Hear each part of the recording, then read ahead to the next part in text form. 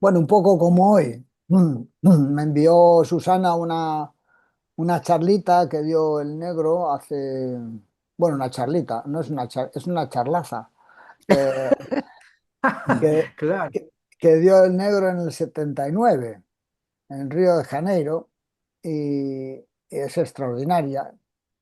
Aunque normalmente las charlas del negro hay tantas que no se estudian, creo yo, suficiente porque dice muchísimas cosas. Y esa claro. charla, por ejemplo, no está en obras completas, no está en los libros que han publicado, como muchas otras. Y sin embargo es muy importante. Así que te agradezco, Susana, que me la hayas recordado, porque yo la leí en tiempos, pero luego son de esas cosas que no sabes dónde dejas esas charlas. Sí, porque en aquella época no había, no había internet, o por lo menos no lo usábamos, no tenía computador, era todo fotocopias, o entonces no sabes dónde has puesto una fotocopia. Así que muchas gracias, Susana.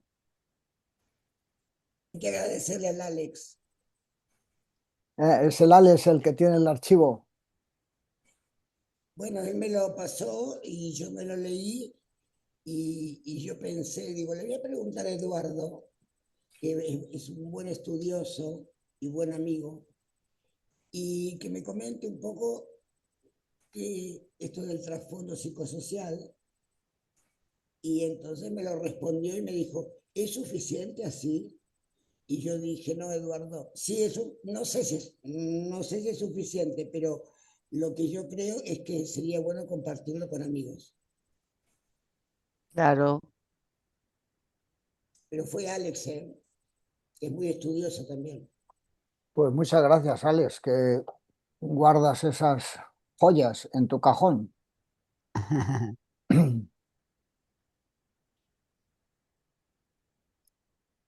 Sí, sí, el tema no es solo guardarlas, sino poderlas compartir y alguien que las pueda interpretar mucho mejor, ¿cierto? Fue un documento que cuando lo leí me inquietó mucho. En ese entonces, pues era una especie de reto, pues como para esa primera instancia del negro, donde él planteaba, bueno, está esto, a ver ustedes cómo completarían esta imagen. Claro que al final él dice, no, no, dejemos eso así, tranquilo, no es importante, y cierra la charla. Pero quedó algo muy lanzado, muy interesante y que de todas maneras uno ve ahora que es como en gran medida el mensaje de sí lo da respuesta, si no global, bastante parcial, ¿no? Bastante orientada, pues, el mensaje de sí lo da a estas dos hojitas, como él la llamó, estas dos hojitas de la modificación del trasfondo psicosocial. De todas maneras, no sé si quiere hacer un encuadre al respecto y hacemos preguntas o entramos en tema de una o sería muy desordenado. Así que tú propones cómo hacemos esta conversación. ¿Cómo hacemos la conversación, Susana? Tú que propusiste, ¿tienes alguna idea de cómo enfocarlo? Y yo Yo, puedo comentar lo que yo recuerdo de cuando se, se difundió esa charla en el 79. No sé si puede dar algún tipo de contexto, pero yo, ¿todos conocéis la charla? Esa charla del trasfondo psicosocial. Ujú. ¿Tú, Aurelio, la conoces? Sí, Bueno, entonces la conocemos todos. sí. Yo me Bueno, acuerdo. Sí. perdón, yo la leí ayer. Ah, perfecto. Yo la leí ayer y la verdad que me impactó mucho que en esa fecha él haya lanzado eso, que siempre lo recibí como que siempre él habla hacia futuro y, y coincido totalmente con él sobre las experiencias guiadas y sobre las transferencias psicosociales, que fue el registro que a mí me quedó cuando escuché la charla de Grotter, que hablaba de la reconciliación, le pusieron los amigos de la reconciliación y él hablaba mucho de la venganza, y hay hizo un trabajo hermoso sobre la venganza y a mí, desde mi humilde intelecto y de momento de proceso, se me vino a la mente de las transferencias psicosociales, que los pueblos para superar eh, la venganza y que tenían que realizar una transferencia de climas profundos de una de una de una etnia a otra, ¿no? La transferencia de la venganza y la violencia. Y leyendo ayer este trabajo, esta charla, yo dije, me parece que no estaba muy fuera de tema en ese momento cuando recibo las enseñanzas del maestro, ¿no? Y me encantó que después Susana me haya invitado a esta charla y les quería comentar eso, que es interesante y que lo estamos viendo, que nosotros, Eduardo, nosotros en el taller que estamos haciendo en este gran pueblo del contexto de encierro, vemos que hay una transformación de los amigos a través de los trabajos del negro y de las experiencias guiadas de transformación y de transferencias, ¿no? ¿Vos cómo lo registras? Yo lo registro así, que los chicos se manifiestan de una transferencia de la violencia y de la venganza. Y justamente en estos días estamos lanzando la venganza como trabajo personal que vamos a realizar. ¿Y tú cómo lo ves eso en lo social que vemos, que estamos viviendo, ¿no? Sí, me parece que es un buen ejemplo el que has puesto, porque es como un efecto demostración, como al final de la charla comenta. Si se pudiera poner esto como efecto demostración e ir avanzando poco a poco, y creo que este tema de las cárceles un, es como un laboratorio, es como un efecto de demostración de cómo se puede trabajar con el trasfondo psicosocial de ese núcleo, de ese grupo social particular. Es un experimento muy interesante, como lo dice Paquita. El contexto que yo conozco de esta charla es que estamos en 1979 cuando están formando los consejos. ¿Os acordáis de cuando se formaban las estructuras, los consejos y entonces había niveles de participación? Entonces, cuando alguien llegaba a lo que en aquella época era primer magisterio o coordinador general, que se llamó más tarde, para hacer un nombre más coloquial, más de esta época, daba una charla magistral, es decir, una especie de fundamentación de alguna temática.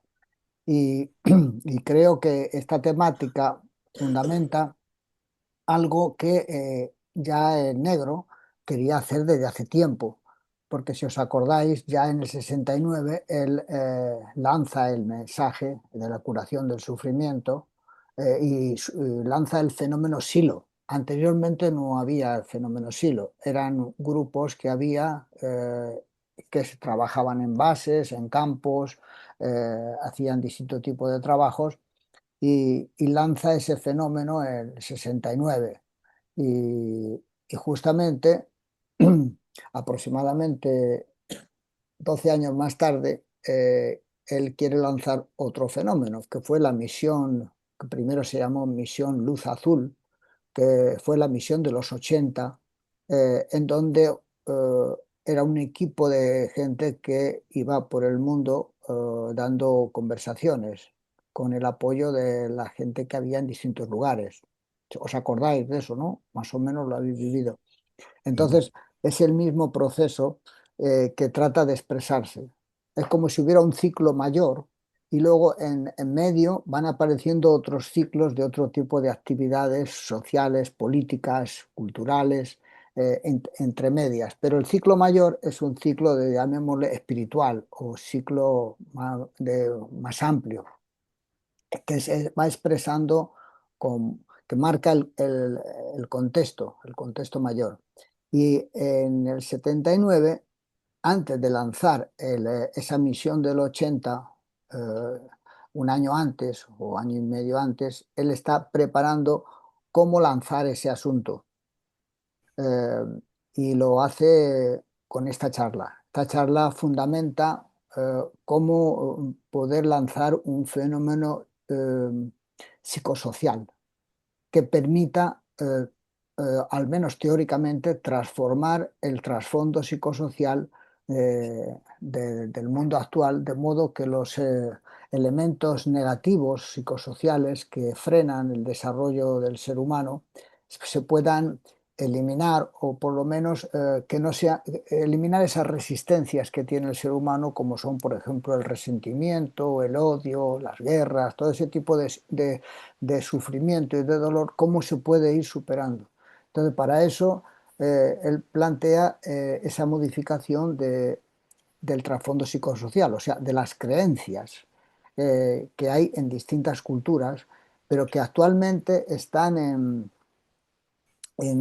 interrelación, porque cada vez hay más trasvasije, por así decir, trasvase de gente que va de un lugar a otro, y no simplemente es que se trasladan, también trasladan sus paisajes internos, sus experiencias.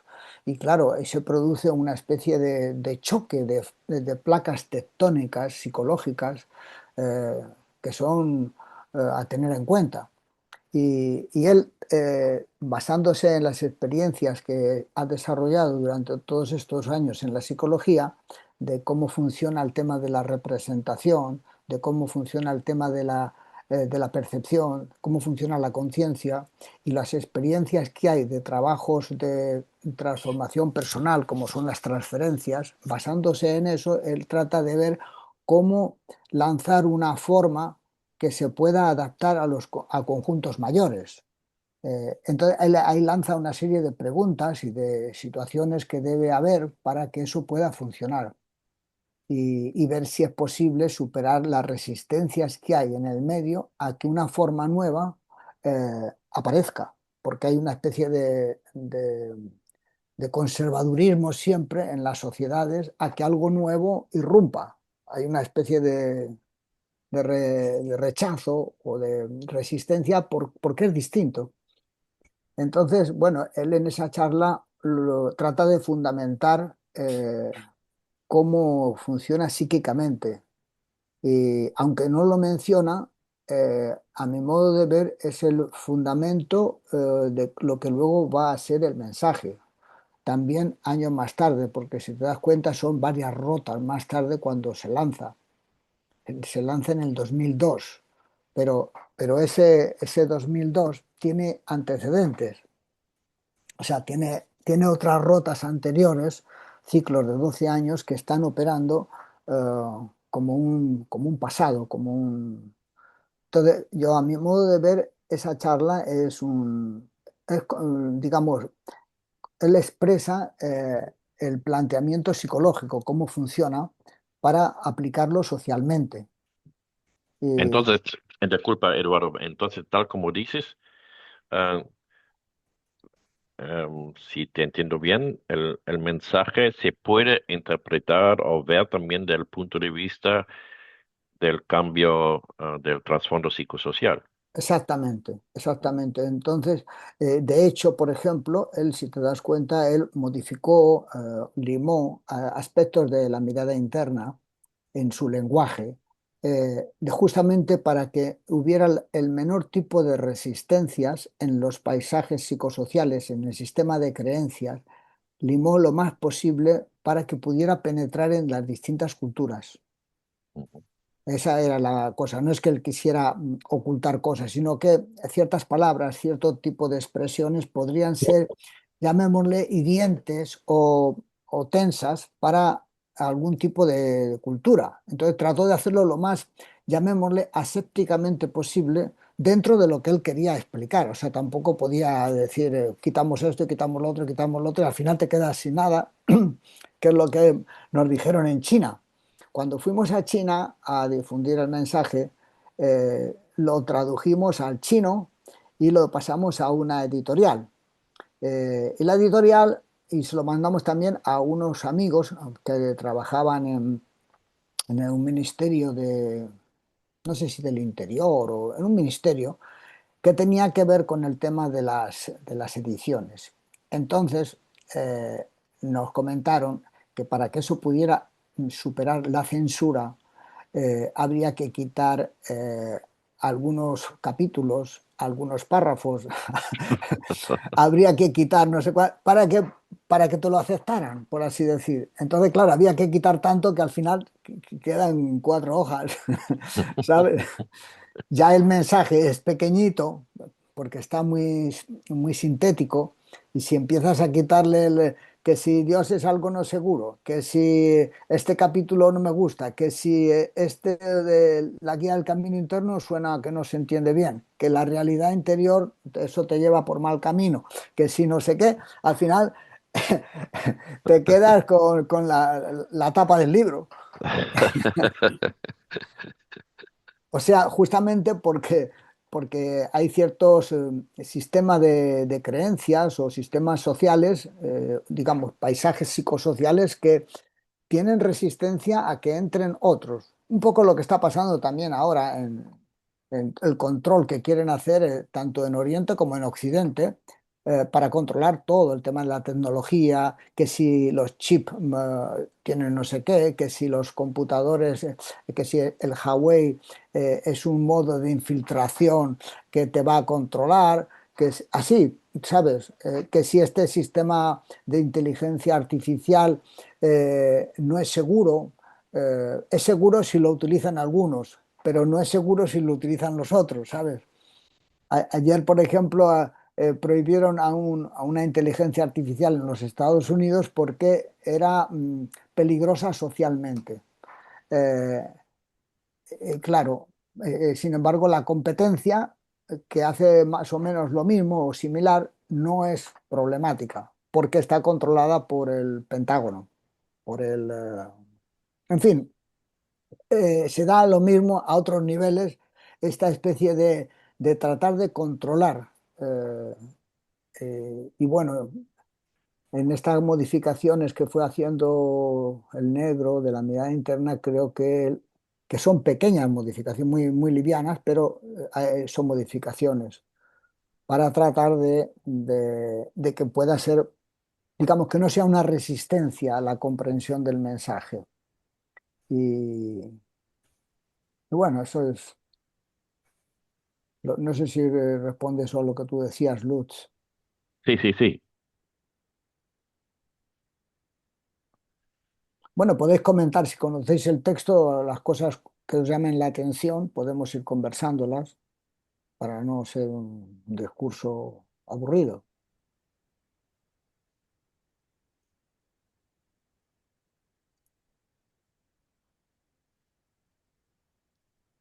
A mí me Parece resultó que este súper fuera un interesante momento la muy conversa. propicio. Susana, por favor, habla, Susana. Parece que este fuera un momento muy propicio desde el Eh, punto de vista de esa convergencia permanente de todas las culturas, que está toda la gente en la calle, en todas partes del mundo. Parece que es un momento muy propicio. Ahora, claro, la gente sale a la calle, pero nosotros cómo podríamos actuar ahí, ¿no? O sea, ¿cómo se podría meter ahí un elemento?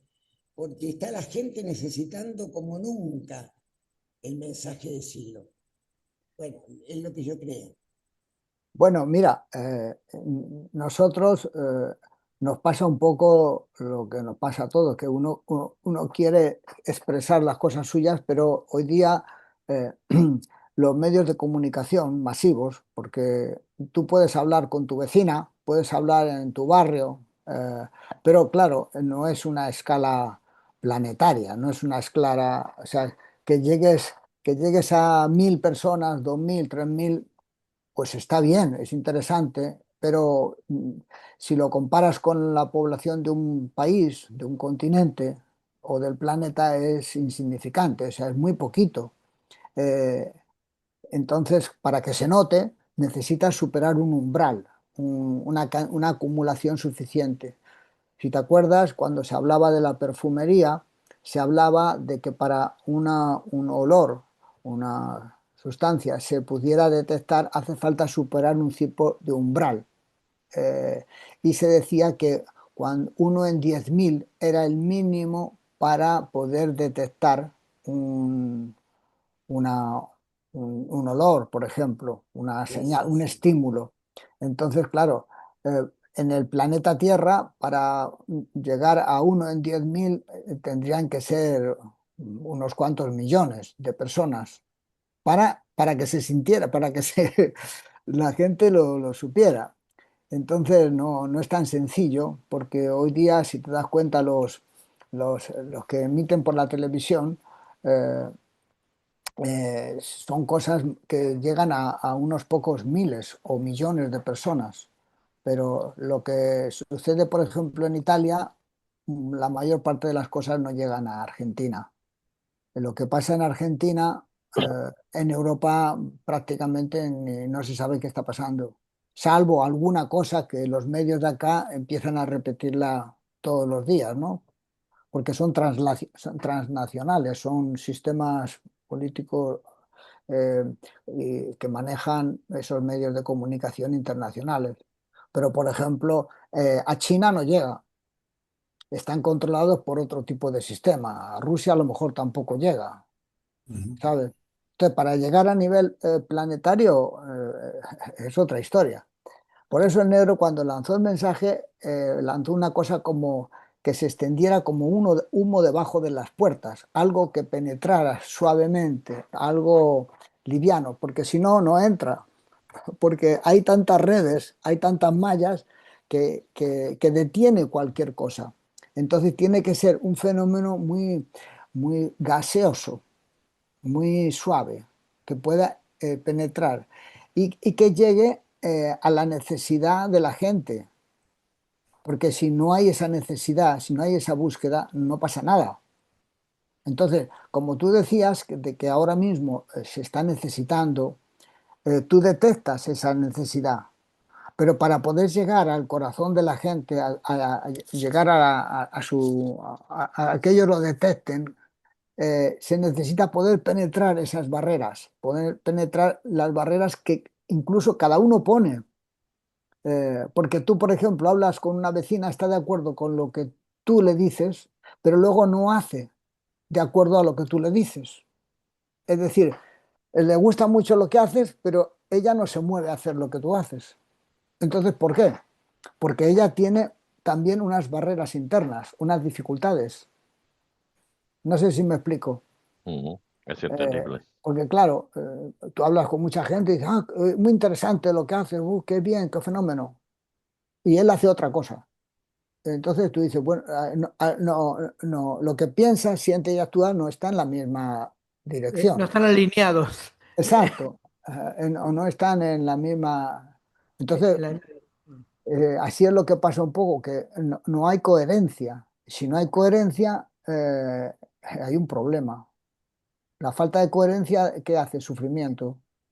Y cuando hay coherencia, empieza la cosa a ordenarse de otro modo. Así que, ¿cómo hacemos esto? Paquita, por ejemplo, ha mencionado un caso que ya te decía antes, que al final de la charla habla de comenzar por un pequeño lugar, digamos, en donde pueda irse tratando de poner en marcha este fenómeno gaseoso, donde se pueda dar fácilmente. Un lugar muy acotado como a nivel de laboratorio. Imagínate tú si una cárcel es un lugar fenomenal, eh, porque resulta que es como si estuvieran en un sistema de trabajo permanente, como un retiro permanente. ¿Me explico? Ahí te Eso. referiste, ¿no? Sin embargo, Sí, la sin embargo, implementación. la implementación de tal proceso podría comenzar cautelosamente, tomando con el tiempo dinámica propia a partir de un campo más o menos acotado. ¿Ves? Esto de las cárceles es una cosa bien acotada, bien precisa. Eh, pero esa cautela que permitiría al comienzo ir efectuando las correcciones del caso podría ser rebasada, y ya fuera de control agudizaría tal vez aquello que se quiere superar. Es decir, imagínate que empieza a crecer este fenómeno en las cárceles. De hecho, ya ha empezado a llegar a Kenia, ha empezado a llegar ahora a Florencia, están tratando de hacerlo en Marsella, en Valencia creo que van a comenzar los próximos meses. Es decir, ya no es simplemente Buenos Aires, está empezando a saltar ese modelo, eh, por lo útil que es en un lugar acotado, es decir, en un tipo de universo, llamémosle así, muy reducido, pero muy perfilado. Son personas de ciertas características que viven en un lugar preciso y empiezan a trabajar de un modo sistemático consigo mismas y observan transformaciones. Esas transformaciones que tienen las personas no quedan en ellos, sino que llegan a sus familias, porque ellos hablan por teléfono con su familia o visitas personales. Entonces, notan que algo está cambiando. Entonces empieza a producirse un fenómeno, un efecto demostración. Si eso sigue creciendo, puede extenderse más y puede llegar un momento en que ya no lo controla, se produce como una reacción en cadena. eh, entonces empieza otra gente a llamarle la atención y ver lo útil que es eso. Entonces dice, si esta persona ha cambiado el sentido de su vida y está muy bien, incluso en situaciones tan terribles como son estar metido en una cárcel, eh, como decía Paquita, estamos todos metidos en una cárcel pero no nos damos cuenta. Bueno, pues si esas personas que sí nos damos cuenta que están en una cárcel y que no les tienes que hablar de resentimiento, de odio, todo eso, porque ellos saben muy bien por qué están allí y las cosas que les han pasado son muy duras, el tipo de vida que están llevando es muy difícil, algunos incluso tienen cadenas perpetuas, que como imagen ya, sea o no perpetua, pero ya como imagen es como un muro, es una cosa muy fuerte, eh, muy claustrofóbica. Entonces, trabajar para superar esa situación psicológica, si lo logras, si vas notando un cambio, es muy significativo. Y eso se contagia, es decir, eso otros lo ven y lo empiezan a apreciar. Entonces, es como un gas, como un humo que empieza a contagiarse y llega a otras personas. eh, y si tiene un volumen suficiente, puede llegar a otros países, otros continentes. eh, y de pronto se te va de las manos en el sentido de que es un fenómeno exponencial. Y no has hecho estructuras, no has hecho medios de difusión, no has hecho nada de eso, has hecho un efecto de demostración experiencial en un universo limitado de personas, pero que tiene la demostración de que eso funciona. Y dada la situación de sequedad interna que hay en el mundo, de falta de imágenes, es como un bosque que está todo muy seco y una pequeña chispa que salte hace incendiar el bosque. Entonces, lo que puede ser una pequeña chispa al principio, de pronto se produce un incendio que no lo puedes controlar, porque la necesidad mundial es tremenda. No es una cosa que sea de Argentina o de Italia o de Alemania. Vayas por donde vayas, esa situación psicológica está muy mundializada. Entonces, en esa situación podría ser que haya un fenómeno, que alguien dé una tecla, por así decir, o un grupo da una tecla que se expande superando las dificultades que hay de medios de comunicación, traspasa. Son Y, fenómenos que se pueden desarrollar. y Eduardo, hacia el final del texto también él pone una lista de preguntas. Voy a poner aquí una. Ah, tal vez puedes comentarlo también. Él hacia el final dice, las preguntas son estas. ¿Es técnicamente posible lanzar al escenario psicosocial un argumento con imágenes precisas que cuentan con el motor de la convicción, que permitan introducir elementos transferenciales y que eludan las resistencias de los trasfondos culturales? Bueno, ese es un tema, porque, por ejemplo, el mensaje de Silo o las propuestas que se hicieron durante todos los años, eh, salvo en las transferencias personales, donde uno tiene una dificultad y hay una representación, entonces trata de superar ese sufrimiento modificando la representación. Ujú.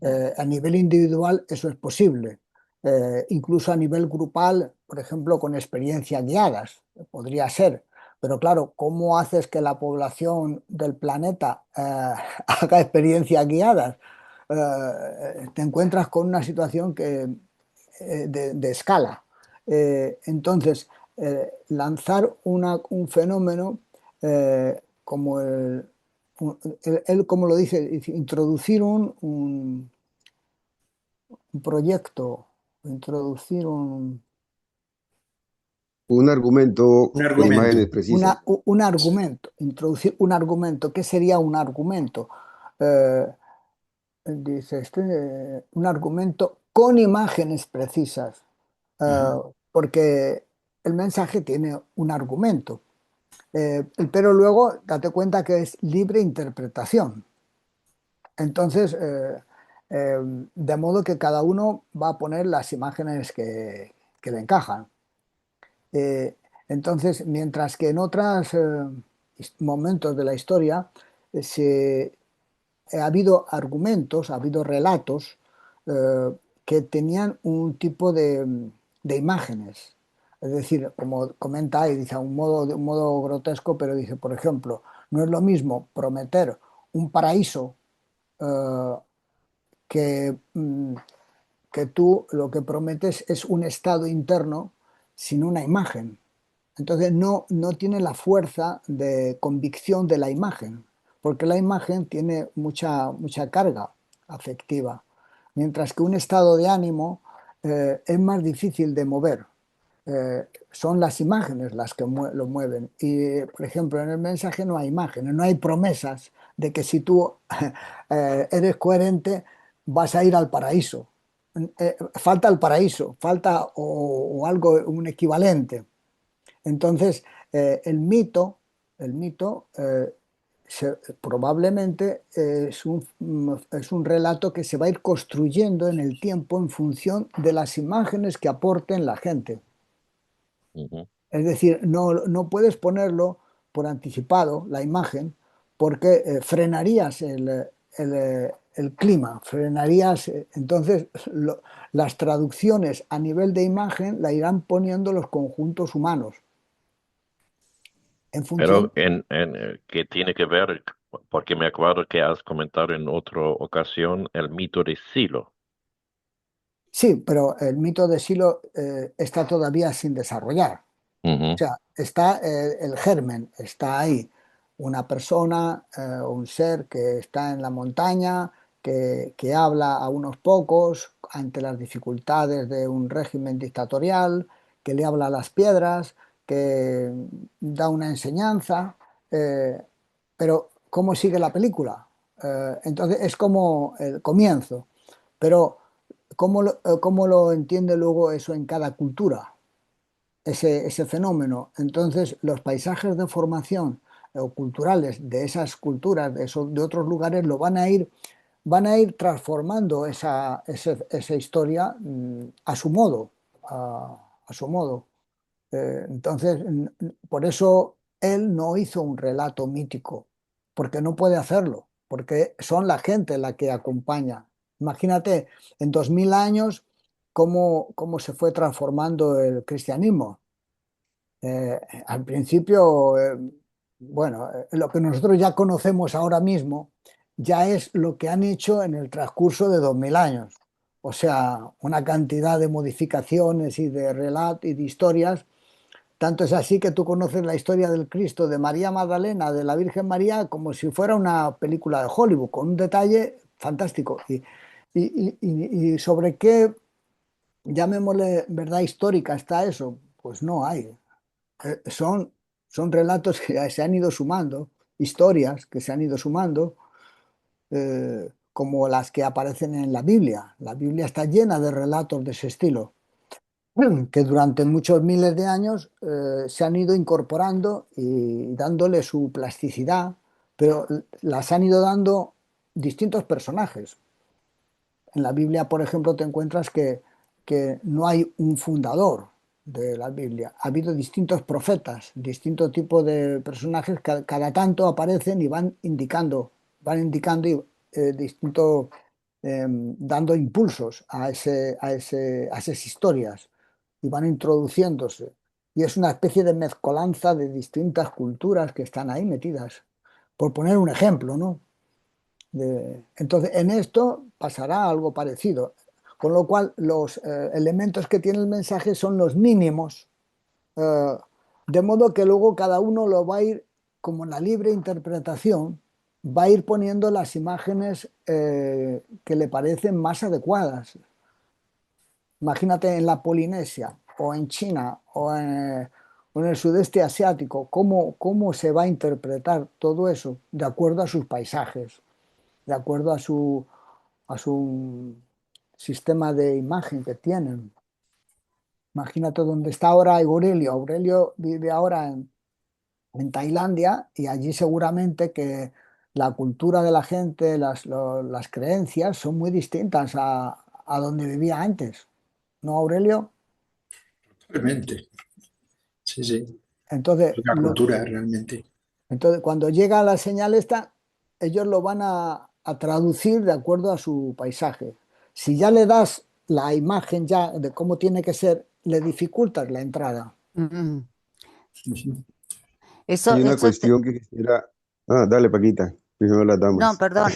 No, les quería comentar que lo que está comentando Eduardo, que eso tenemos experiencias, no sé, Eduardo, tú cómo las has sentido y las estás sintiendo en el laboratorio de contexto de encierro, cuando los chicos ya están reproduciendo ellos a su lenguaje y a su época las experiencias guiadas.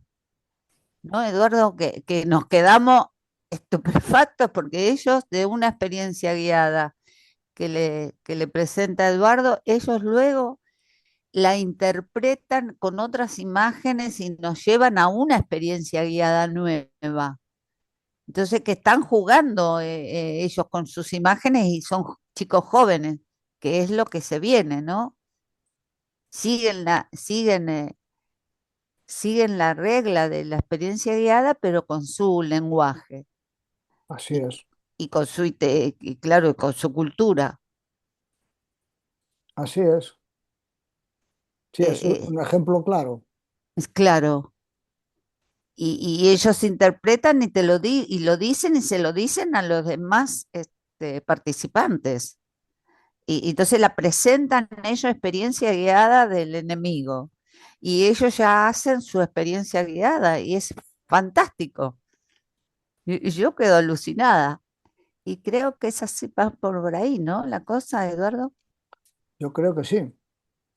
¿Qué decías, Alex? ¿Ibas a decir alguna Sí, cosa? sí, tú comenzaste haciendo un encuadre del tema como el negro fue soltando imágenes en términos de 12 años. En el 78 pues tiró las dos hojitas estas y en el 91 precisamente saca el libro Mitos, Raíces Universales, ¿sí? Entonces, y solo al 2002, que son más o menos los ciclos de 12 años, sale el mensaje de Silo. Con lo que venías diciendo de que no se podía tirar una imagen elaborada, finalizada, y menos con diferentes culturas y menos con diferentes momentos epocales, porque eso frenaría procesos. Pero de todas maneras, en el libro, en Mitos, Raíces Universales, él plantea básicamente que son las tensiones de las culturas y los pueblos que en un momento dado se unifican o se agudizan y hacen que se formule ese mito, primero como regulador o aglutinador de todas las tensiones, de todas las... sí, él la llama así precisamente tensiones, y que posteriormente viene la imagen como resolutiva, ¿cierto? Es lo que él plantea básicamente en este libro de mitos raíces. Y entonces, siguiendo esa conectiva de la ciclicidad, que las dos hojitas fueron en el 78, que mitos raíces fue en el 91, y ahora en 2002 estamos con el mensaje de Silo, que la verdad yo no he logrado pues terminar de traducir la metáfora de cómo si tenemos el librito, el, el manual y poco más que solo el mensaje, cómo hace uno para pasar esas cosas sólidas, densas, coherentes y sublimarlas, convertirlas en ese humo que él habla, en ese vapor que va a llegar a través debajo de las puertas, etcétera. Y que por eso la escasez de imágenes precisas, aunque puede que haya un argumento, pero no hay imágenes precisas hoy en día. Entonces, retomando la idea es esta, de que en el 91 él saca este libro y lo que él dice básicamente es eso, de cómo las aspiraciones, las angustias, las tensiones de los pueblos se veían y se reiteraban en cada uno de estos mitos. De hecho, él monta eso, creo que en el árbol, porque eso toma precisamente, son 10 grupos de mitos, casi que cada uno de las sefirotes, pues, o del árbol, ¿cierto? Y igual me imagino que, pues, si él fue que sacó las máquinas y las manejaba, pues obviamente podía escribir y usarlas para ello. Entonces está maravillosamente bien dado. Pero entonces la parte preocupante es esta, de que ya estamos en 26, ¿cierto? Y uno aparentemente percibe que a pesar de que lo que dice Cialina, de que sí, que la gente necesita, que sí, que el mundo está desvencijado, a punto de quiebre y todo, uno no ve que esto realmente fluya, a pesar de que es, según nosotros creemos, la mejor respuesta posible que hay o que, para la humanidad frente al tema este del sufrimiento. No sé si enredé mucho la pregunta, me dice, y si no, pues la preciso más. Sí, puedes precisarla. Bueno, sí, mira, el tema es que eh, estamos actualmente con el mensaje de Silo, ¿cierto? Cierto.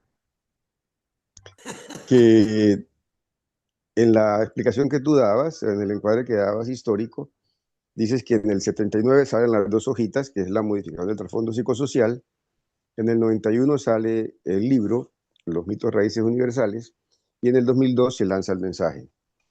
Entonces, nos hemos encontrado que prácticamente él desbarata las estructuras, pues deja todo lo que se había elaborado como proceso, manda eso a un costado y dice, esta es la nueva forma, ¿sí?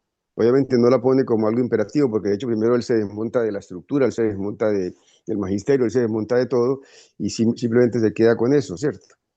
Vamos a trabajar con el mensaje de Silo, esa fue casi que prácticamente su última orientación, aunque no la puso así de manera vertical como ponía las cosas cuando era la estructura. Ah, todo el mundo a hacer esto, todo el mundo al matacaballos, todo el mundo, no.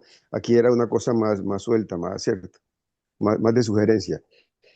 Entonces, lo que se ve actualmente es, y que de pronto causa un poquito digamos que de angustia, no tanto como para quitarle a uno el hambre o el sueño, pero sí algo angustioso que no se compagina la realidad social, el mundo turbulento, con este planteo que debería ser la respuesta o que podría irse elaborando. Yo he tratado de entender cómo desde los mitos raíces universales, sí, que los mitos surgen porque eso aglutina las diversas tensiones de los pueblos históricamente y fueron o elaborando o reelaborando mitos supuestamente que eran muy parcializados, muy localizados, pero que ahora se trata de generar un mito que sea general, que sea global. Y en ese sentido surge el mensaje de Silo como el mito, aunque no tiene imágenes precisas, aunque el argumento está, ¿cierto? Está el argumento, pero no están esas imágenes precisas. Efectivamente. Tú hacías la relación Sí, Yo ya creo, termino. Ah, sí. Dale, dale. No, no, dale, dale, termina, termina. No, que tú hacías alusión a que sí, que en un momento dado se harían pruebas en un espacio acotado, qué sé yo, y tú lo equiparas con el tema del trabajo que está haciendo ahora con cárceles, por ejemplo, ¿cierto? Es un ejemplo. Pero es un ejemplo, sí, pero no es algo que realmente pudiera, no sé, a lo mejor estoy equivocado, soy muy miope, estas gafas las tengo sucias, no me dejan ver más allá de que sea realmente eso, ¿cierto? A sabiendas No, de que somos 8.000 millones, etcétera. sí, no, claro, no, Ah, simplemente era un ejemplo. Yo creo que el tema de las imágenes es un tema que nosotros lo vamos a tener que poner. Es decir, nosotros o otras personas. ¿Y qué significa eso? Significa que, según lo veo, que a raíz de las experiencias que cada uno tenga con lo profundo, va a tener un tipo de imágenes, mm, un tipo de relato. Ese relato, ese impacto que puede aparecer en cada uno de nosotros o en muchos de nosotros, va a ser traducido con las imágenes de nuestro paisaje. Ese mensaje ujú, mm, que llega a otro lugar puede producir un impacto en él que va a producir otro tipo de imágenes. Entonces, todas esas imágenes en distintos paisajes son las que van a mover, van a tener la capacidad de convicción para mover esas energías. Es decir, no va a haber un solo tipo de imagen, sino que creo yo que va a ser en función de las experiencias que pueda tener cada uno. Es decir, si tú, por ejemplo, como el otro día Aurelio comentaba una experiencia suya personal, que, claro, no es una experiencia mundial, es una experiencia personal de él, que decía, yo al hacer estos trabajos y por la situación en la que estaba, una situación seguramente de depresión, de caída, de fracaso, en fin, una situación psicológica que muchas personas podemos tener, me surgieron un tipo de experiencias, no simplemente teorías, sino unas experiencias. Esas experiencias tienen que ver con un caudal energético, con una experiencia muy profunda que trascendía lo habitual, lo cotidiano, lo personal, que se vive en la vigilia. De pronto irrumpe una fuerte energía que te transporta, que empiezas a percibir el mundo de otro modo, con un gran significado. Eh, entonces eso te va a traducir o lo vas a expresar con unas imágenes propias de tu propio paisaje, de tu propia cultura.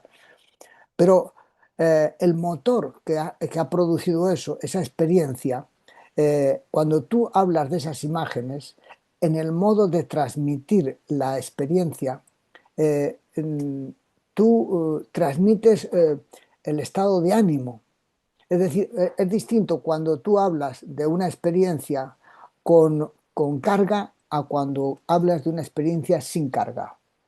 Cuando tú vas al cine, por ejemplo, y le cuentas a alguien lo que has visto con entusiasmo, estás haciendo una publicidad, por así decir, eh, para que la otra persona pueda ver la película. Si tú le dices, sí, era una película y tal, le relatas muy intelectualmente, sí, porque los cambios no se lo das con pasión. Cuando tú transmites una experiencia con pasión, tú estás transmitiendo en ese lenguaje una cosa adicional, una carga energética.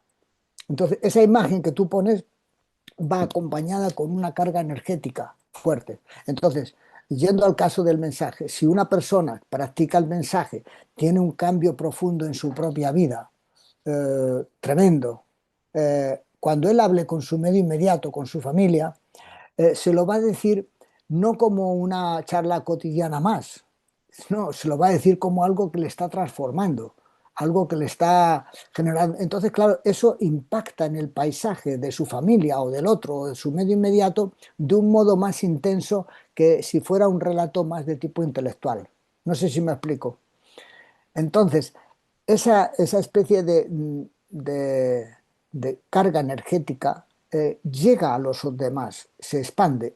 Y si es muy potente en algunos grupos humanos, explota. Es como si fueran explosiones que se pueden producir reacciones en cadena porque se produce una especie de onda psíquica que es por el motivo de esta carga energética, que te ha movilizado esa experiencia con el mensaje o con la fuerza.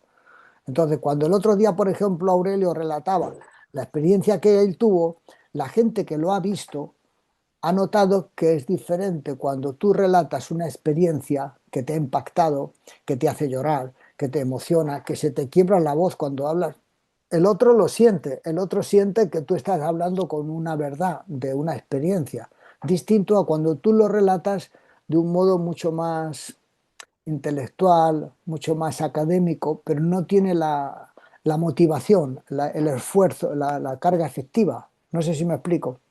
Entonces, el mensaje se podrá desarrollar a mi modo de ver cuando la gente tenga experiencias fundamentales, significativas, que no digo que les explote, pero que les conmocione. Entonces, la misma experiencia que tienen les lleva a radiar, es como una radiación. Esa radiación hace que los demás se sientan afectados, les llega la onda.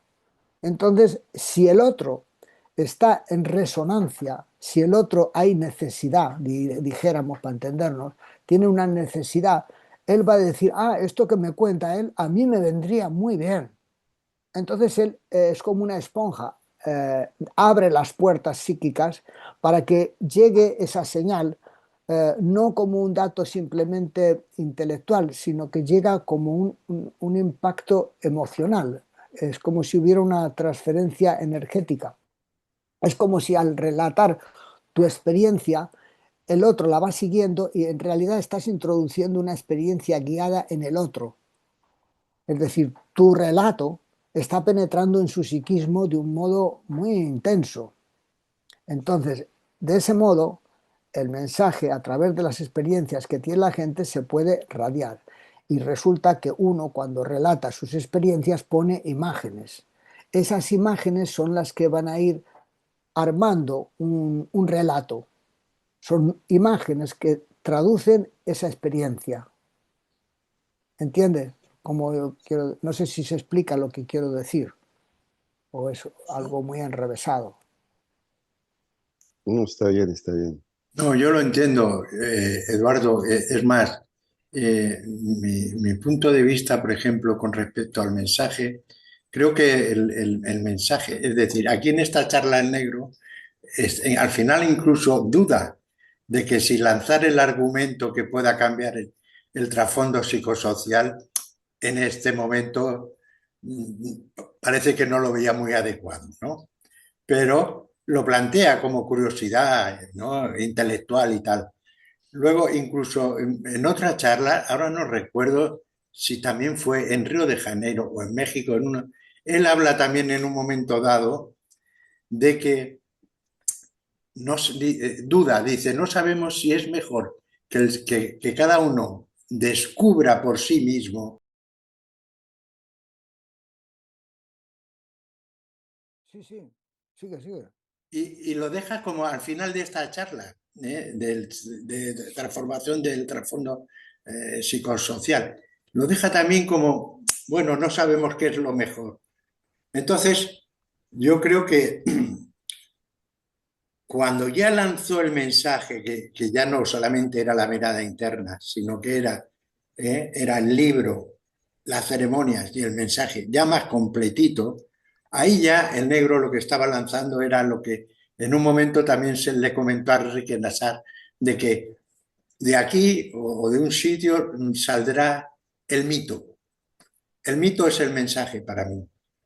O sea, el mito totalmente es el mensaje. ¿Y, y qué pasa? Que, que hay que construir, como tú bien dices, Eduardo, el relato. Es decir, tenemos el mito, es un mito que, fíjate, que hasta cierto punto, tú con la ceremonia de reconocimiento, por ejemplo, con el camino, vale que no son imágenes así muy concretas, ¿no? Como argumento, por decirlo así, ¿no?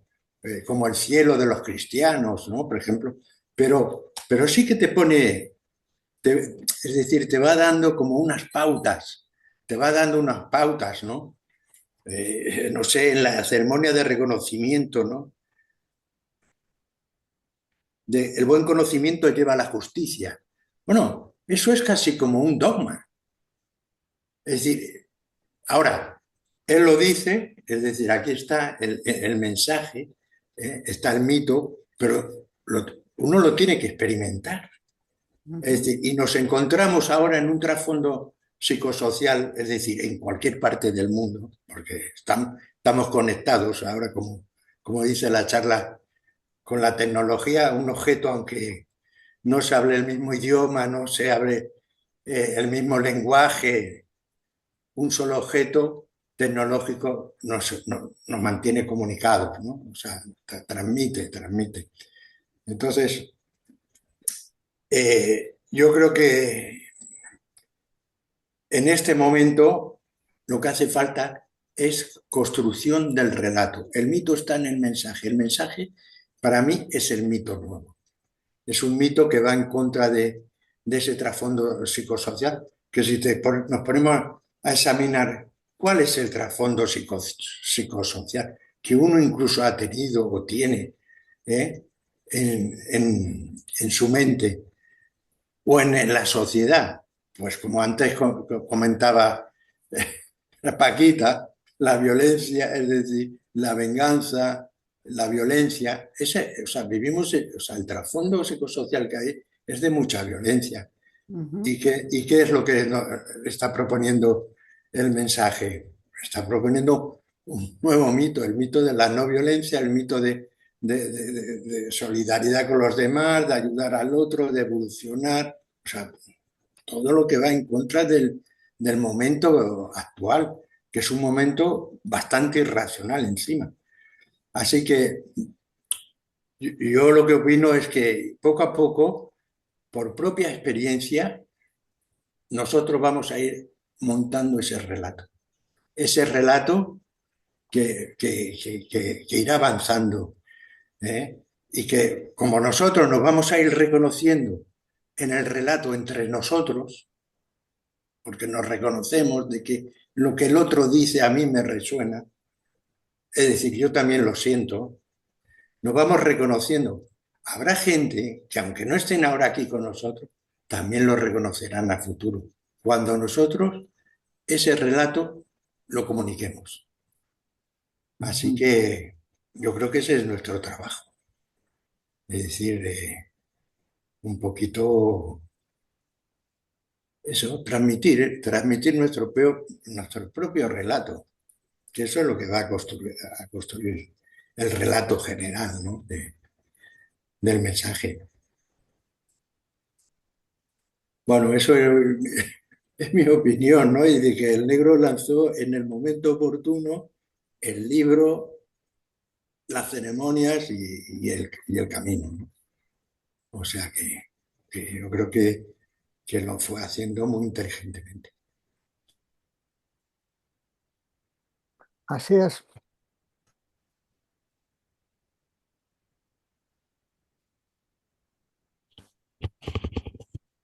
Bueno, no sé si queréis algunas cosas más que conversemos, porque este tema es un tema como para Sí, conversar mucho rato y podemos sí. conversar otro día, otro rato. Sí, claro, claro, pero antes de que corte, tenía una inquietud, más exactamente preguntas más directas y concretas. Eh, Cuando el negro saca el libro de León Alado, eh, introduce esa imagen mítica de un león de un grifo, más exactamente, eh, y que lo representa como traducciones de impulsos individuales o personales que en cualquier momento cualquier persona podría tener y que eso podría ser una cosa muy masiva. Tengo entendido que tú estuviste paseando por la Mesopotamia o por ahí cerca. ¿Qué imágenes encontraste o qué relación hiciste con respecto a estos tópicos que estamos trabajando de esa modificación de trasfondo psicosocial? Bueno, sobre la Mesopotamia te puedo decir que hace 23 años o 24 que quiero ir a la Mesopotamia, pero que siempre están en guerra. Entonces no hay modo de entrar en ese lugar. He estado merodeando por los alrededores.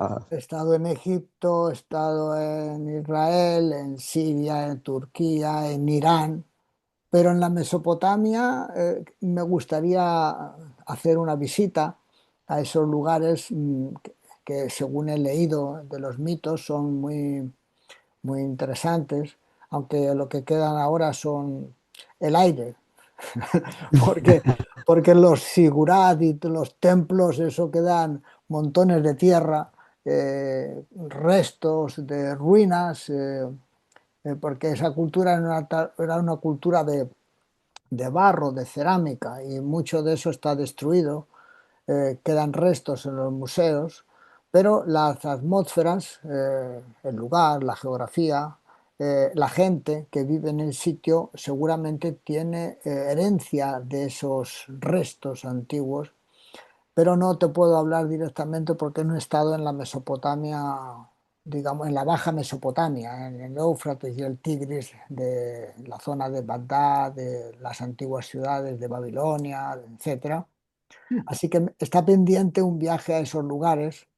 Sí he estado en la parte alta que es la Turquía, la zona kurda, ahí sí he estado, y ahí he visitado restos de antiguas culturas. No sé si has oído hablar de Göbekli Tepe.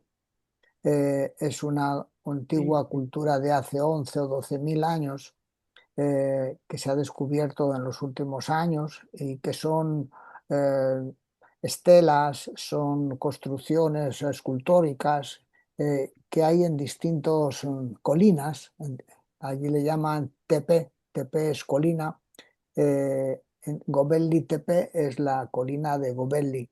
Entonces, este tipo de construcciones son muy antiguas y lo que relatan es la existencia de grupos humanos que se juntaban en estos lugares. No se sabe muy bien para qué. Se supone que eran centros de adoración, centros de culto o religiosos o algo parecido.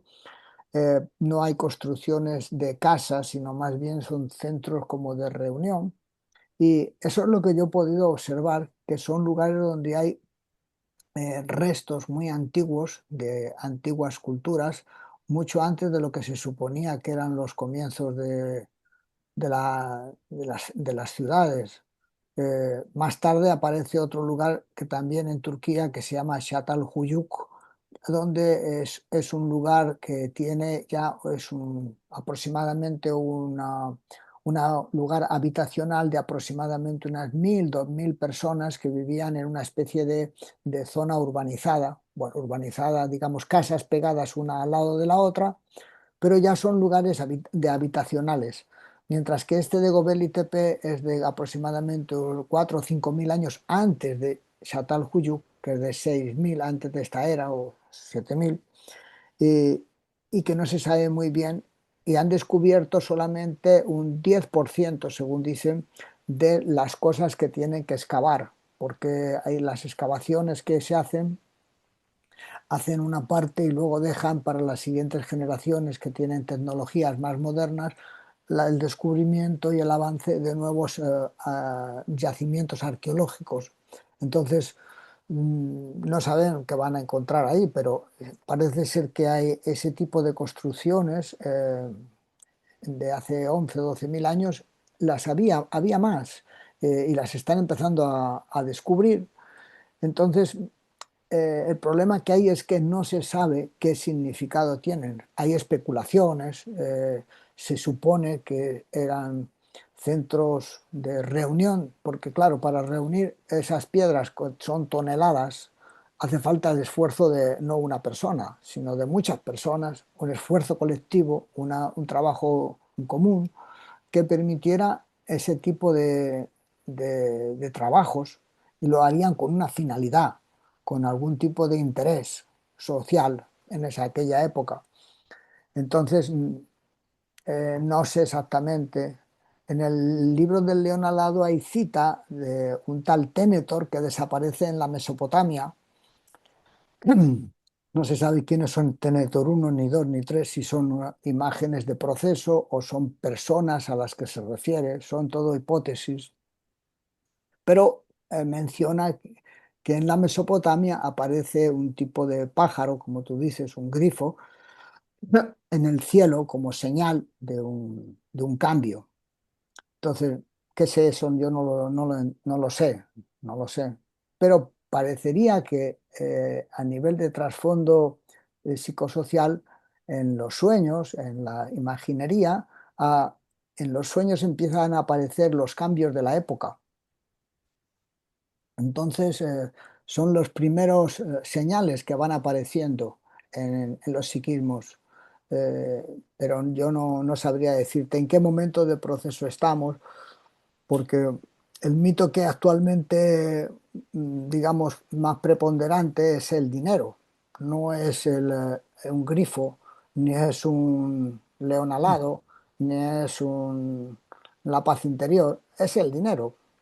Eh, entonces, estas cosas que se lanzan como el mensaje no es una cosa que tal vez sea para un momento determinado que se lanzó, sino es para un proceso que se desarrollará en el tiempo, que no sabemos esos procesos cuánto tiempo tardarán en darse, porque el proceso de mundialización, aunque va veloz, todavía tiene muchas resistencias, muchos controles por parte de distintos bloques sociales y políticos que tratan de controlar.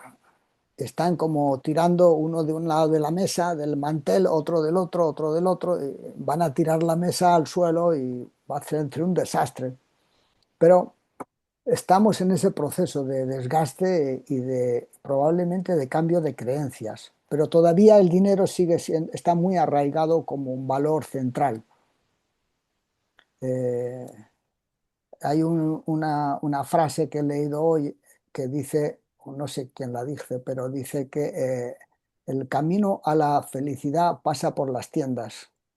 Sí, sí. Es decir, por tener objetos, por el consumo. Ah, Y Así que, además es cierto, Yo tuve un registro haciendo la disciplina, entonces yo iba trabajando la división atencional. Entonces iba bueno, por el Paseo Fabra Puig, un paseo que pasa mucha gente. oh, Entonces yo empiezo a mirar y voy bajando y empiezo a ver y veo que toda la gente tenía el cuello girado. Digo, joder, y recibí un flash, como digo, joder, digo, toda la gente va con el cuello girado, ¿no? Caminando pero con el cuello girado. Y digo, ¿y por qué? Así que me empiezo a fijar y era porque, claro, así miraban las tiendas. claro, una de las cosas que sí que observé, no en la Mesopotamia, que no estuve, pero sí en esa zona del mundo, concretamente en Irán, era una sensibilidad muy fina, ah, mm, de una gente que es, tal vez por su acumulación milenaria, pero son gente sensible, son gente muy poética, tiene una acumulación de vivencias muy interesante y una apreciación de las relaciones humanas diferente a cómo se produce aquí en el occidente. Eso sí observé. No sé si es una cosa muy particular, pero es una atmósfera muy interesante. No recuerdo dónde, pero en alguna parte el negro hizo una alusión a Irán y lo comparó como si fuese una vaca echada. Lo hacía casi que a modo de queja, pues como si él estuviese esperando que de allí se produjera algo, se moviera algo. ¿Tú tienes alguna copresencia de esta frase o de esta? Bueno, no recordaba muy bien esa frase, pero en el informe de Tokarev ahí menciona que hay ciertos lugares que son como volcanes psíquicos que están conectados, esos centros, y y localiza algunos lugares. Uno de ellos es el Irán. Eh, Son lugares que a veces se ponen en marcha, esos fenómenos.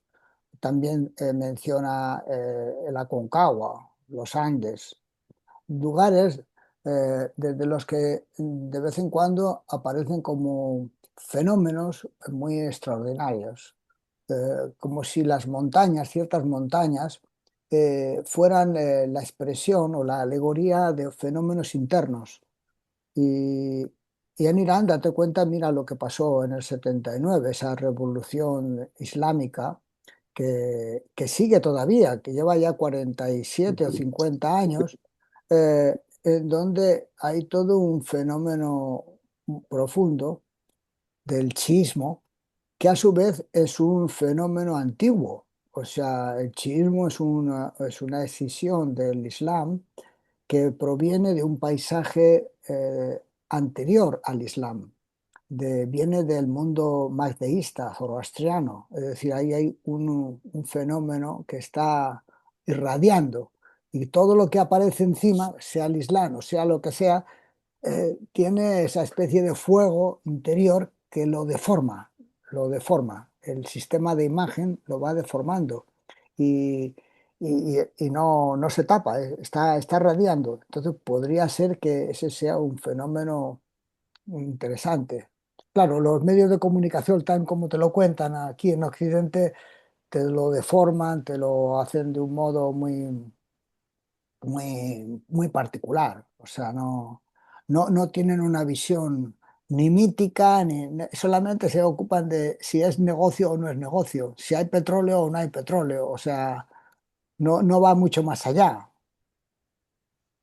Pero sí yo noté, por ejemplo, que he estado en distintos países del Oriente Medio, que el Irán tiene unas características, una sensibilidad muy particular, muy especial. Tiene un gran nivel, eh, psicológicamente hablando. Por ejemplo, la gente se junta en los parques a hablar de poesía, a hablar de sus poetas y se emocionan. Eso yo no lo he visto en otros lados. Sí. Eh, y, y eso me llamó la atención. Me llamó la atención también el nivel cultural que tienen. Eh, la gente con la que yo me junté, no sé si fue por casualidad o qué, pero había mucha gente que sabía distintas lenguas. Sabían francés, sabían inglés, sabían español, muchos también. Bueno, algunos sabían español. Eso no me pasó tan fácilmente en Egipto, en Turquía o en otros lugares del Oriente Medio, tampoco en el Asia Central, donde estuve recientemente y no vi ese nivel de sensibilidad. Lo puedes ver también en el arte. El arte de esos lugares es un arte muy refinado, muy refinado. La cerámica, los esmaltes, eh, todo el trabajo de manualidades, de oficios, tiene un nivel de desarrollo muy grande. Una cosa similar a lo que vi en algunos lugares de China, que también es una cultura milenaria, es una cultura muy antigua, o en algunos lugares de la India también. Entonces, hay ciertos lugares donde el refinamiento, digamos, las traducciones de impulsos de los psiquismos de esos lugares ha llegado a altas cotas de expresión.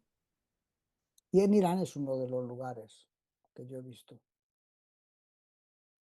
Bueno, Susana, Eduardo, no, me no sé gustó si esta la mucho. conversación te parece bien o...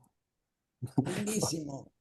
Me encantó lo que dijo Paquita del universo del penal, porque, ¿sabes por qué me encantó? Y es así además. ¿Sabes por qué me gustó muchísimo? Porque lo que estoy viendo yo ahora es que hasta las funcionarias se están incluyendo. La funcionaria yo les doy por teléfono que le hagan el taller de las virtudes y la funcionaria fue y lo hizo. ¿Ves? Claro, O sea que no solo que es verdad, sino que es cierto. claro. Es así, es así. Es así. Mejor pequeñito, todo empieza pequeñito siempre. Y potente. No podés ir a las Sí, grandes masas, ya lo dijo el maestro. todo empieza chiquitito, pequeñito, y se expande, como esa onda expansiva. Me encantó. Paquita, muchas gracias, y Eduardo también por haber comprendido esa realidad. Es una realidad muy grande esto, ¿eh? Esto es una cosa muy, sobrepasa los corazones, sobrepasa. No, esto está muy bueno, ¿eh? Bueno, muchas gracias. Y ya me estoy emocionando un poquito, ¿eh? Bueno, muchas gracias, Susana, por organizar esta conversación. Bueno, no tiene por qué. Ya lo Bueno, invitaremos a otras conversaciones. bueno, amigos, Hermosa charla, Eduardo. muchas gracias por la compañía. Esperamos vernos en alguna otra ocasión, cuando queráis. La Muchas seguimos, la gracias, seguimos. Eduardo. Un abrazo para Muchas cada uno. gracias, Muchas Eduardo. Hasta muy prontito. Hasta pronto. Gracias. Un Besos para abrazo. todos y abrazos. Un abrazo. Chao.